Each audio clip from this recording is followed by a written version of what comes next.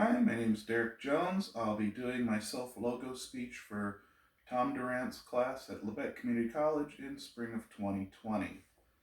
The logo I've gone with has been the laughing Buddha, known as Budai, who is child-caring, joyful, and eccentric. So, in the late 800s, there was a man named Budai, more commonly known in the West as the Laughing Buddha. In Buddhist philosophy, he was known for his eccentric lifestyle, the joy he spread to others, and his work with children. I am also known for my joy, eccentricism, and working with children, though definitely not as well as the Buddha. I began my eccentric lifestyle very, very early. I was commonly found to be sneaking out of the house and either streaking down Broadway or climbing over a fence, sitting on a forklift, and waiting for the uh, foreman at the lumber yard next door to come get me to take me to Dairy Queen. I was a very fancy fellow. As I grew older, my eccentricism didn't change. I became the first student to lead a trip abroad at the community college I was going to in Maryland. We went to Japan twice with our teacher's blessing. Unfortunately, not with our teacher. It was very difficult, but a lot of fun, and I've yet to find anyone else who's done that, though I'm looking. Um, and I've also spent a lot of time traveling the United States as well, working at a store where I went to all sorts of anime and comic conventions selling various action figures and toys and other such fun thingy-mabobs.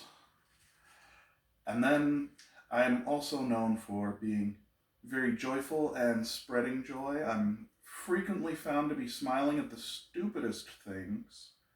I make sure that I constantly share the worst jokes available.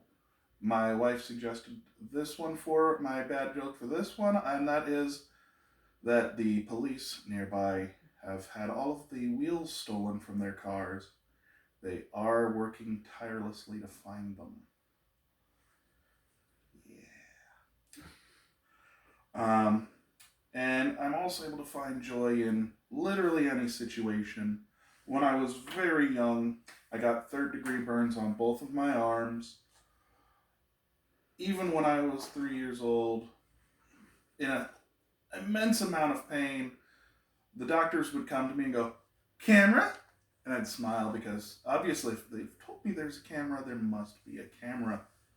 I was not always the brightest little boy though, but very joyful.